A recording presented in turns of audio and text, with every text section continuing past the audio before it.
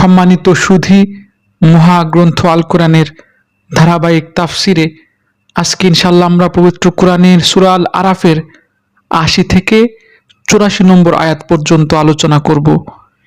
এই আয়াতগুলোতে মহান আল্লাহ রাব্বুল আলামিন বলেন, আমি লূতকেও পাঠিয়েছিলাম যখন সে তার জাতিকে বলেছিল, তোমরা এমন এক অশ্লীলতার কাজ করছো যা তোমাদের আগে সৃষ্টিকুলের আর কেউ কখনো করেনি। তোমরা যৌন তৃপ্তির জন্য নারীদের বাদ দিয়ে পুরুষদের কাছে যাও, বরং তোমরা হচ্ছ এক সীমা লঙ্ঘনকারী জাতি। তার জাতির তখন এক কথা বলা ছাড়া আর কোনো জবাবই ছিল না যে সবাই মিলে তাদের তোমাদের এ জনপদ থেকে বের করে দাও, কেননা এরা হচ্ছে কতিপয় পাক পবিত্র মানুষ। অতঃপর যখন আমার আযাব এলো, তখন আমি তাকে এবং তার পরিবার পরিজনদের উদ্ধার করলাম এবং তার সঙ্গীকে ছাড়া সে আযাবে কবলিত হয়ে পেছনের লোকদের মধ্যেই শামিল থেকে গেল। আমি তাদের উপর প্রচণ্ড আযাবের বৃষ্টি বর্ষণ করলাম। অতঃপর তুমি ভালো করে চেয়ে দেখো অপরাধী ব্যক্তিদের পরিণাম সেদিন কি ভয়াবহ হয়েছিল। আলহামদুলিল্লাহ, চমৎকার ৫টি আয়াত। প্রিয় বন্ধুগণ, এই আয়াতগুলোতে মহান আল্লাহ রাব্বুল আলামিন তার প্রিয় নবী হযরত লূত আলাইহিস সালাম এবং তার জাতির ইতিহাস আমাদের সামনে তুলে ধরেছেন।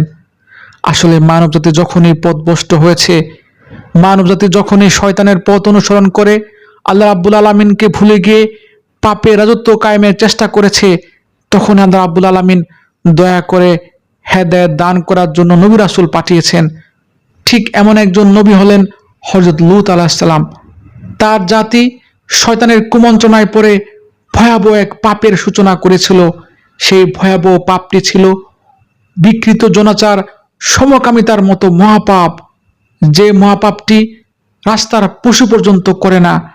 সেই বিকৃত জনাচার, সমকামিতায় লিপ্ত হয়ে তারা মানবজাতিকে কলুষিত করেছিল। আল্লাহ নবী লূত আলাইহিস সালাম সেই জাতিকে বললেন, তোমরা এই বিকৃত কাজে লিপ্ত হয়েও না। আল্লাহ রাব্বুল আলামিন তোমাদের বিয়ের জন্য নারী জাতি সৃষ্টি করেছেন, নারীদের জন্য পুরুষ জাতি সৃষ্টি করেছেন।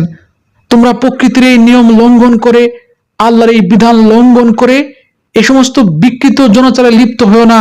সমকামিতার মতো মহাপাপে লিপ্ত হয়ে এই পৃথিবীকে কলুষিত করো না। কিন্তু তার জাতি আল্লাহ নবীর কথা শুনল না। তারা আল্লাহ নবীর উপদেশকে হাসি তামাশায় পরিণত করলো, আল্লাহ নবীর বিরুদ্ধে ষড়যন্ত্র করলো, আল্লাহ নবীকে অপমান অপদস্থ করলো। এমনকি আল্লাহ নবী ও তার পরিবারকে তাদের দেশ থেকে বের করে দেওয়ার সিদ্ধান্ত নিল। আল্লাহ নবী লূত আলাইহিস সালাম তাদেরকে বারবার সতর্ক করলেও তারা এই মহাপাপ থেকে ফিরল না। অবশেষে তারা সিদ্ধান্ত নিল আল্লাহ নবীকে তাদের দেশ থেকে বেরই করে দেবে, এবং তারা সেটিই করল। অতঃপর এই অবাধ্য জাতিকে চিরতরে নির্মূল করে দেওয়ার জন্য আল্লাহ রাব্বুল আলামিন ভয়াবহ আযাব পাঠালেন। পাথরের বৃষ্টির মাধ্যমে পুরো জাতিকে নিঃশেষ করে দিলেন। এমনকি লূত আলাইহিস সালামের স্ত্রীও আল্লাহ নবী অবাধ্য হয়েছিল। তিনিও ওই পথভ্রষ্ট জাতির অনুসরণ করেছিলেন, যার ফলে আল্লাহ রাব্বুল আলামিন লূত আলাইহিস সালামের স্ত্রীকেও ধ্বংস করে দিলেন। আর এভাবেই সমাপ্ত হলো লূত আলাইহিস সালামের জাতির কলঙ্কিত ইতিহাস। প্রিয় বন্ধুগণ, এই আয়াতগুলো, এই ইতিহাস আমাদের শিক্ষা দিচ্ছে অশ্লীলতা ও বিকৃত জনাচার মানব ইতিহাসের ভয়াবহ অপরাধ।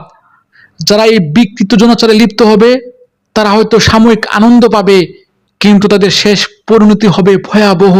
তারা দুনিয়াতেও শেষ বয়সে কাঁদবে, নানা ধরনের রোগবালায় আক্রান্ত হবে, আর পরকালে তো তাদের জন্য ভয়াবহ আযাব অপেক্ষায় করছে।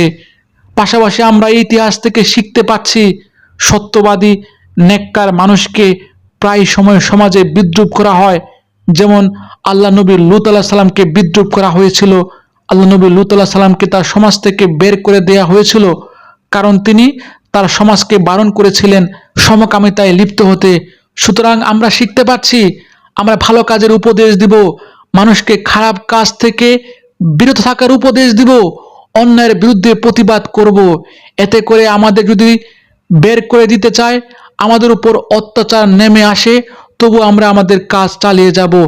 পাশাপাশি এই ইতিহাস থেকে আমরা আরও জানতে পারলাম আল্লাহ রাব্বুল আলামিন অপরাধী জাতিকে এক সময় না এক সময় ধরবেন।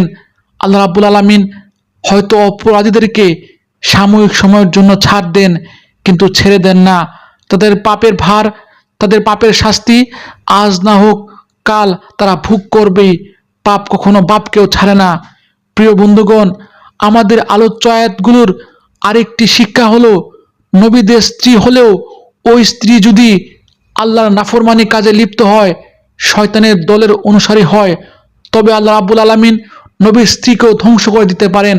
আল্লাহর নবী লূত আলাইহিস সালামের স্ত্রী, যিনি নবীর স্ত্রী, অথচ তিনি শয়তানের পথের অনুসারী হয়েছিলেন, যার ফলে আল্লাহ রাব্বুল আলামিন নবীর স্ত্রীকেও ধ্বংস করে দিয়েছেন। প্রিয় বন্ধুগণ, সুতরাং আমাদের ইতিহাস থেকে শিক্ষা নিতে হবে, সমকামিতা সহ সমস্ত পাপাচার থেকে নিজেদের রক্ষা করতে হবে।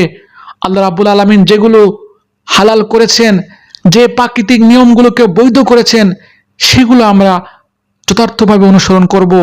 প্রকৃতি বিরোধী, আল্লাহর বিধান বিরোধী, মানবতা বিরোধী এমন কোনো কাজ আমরা করব না যাতে আল্লাহ রাব্বুল আলামিন অসন্তুষ্ট হন।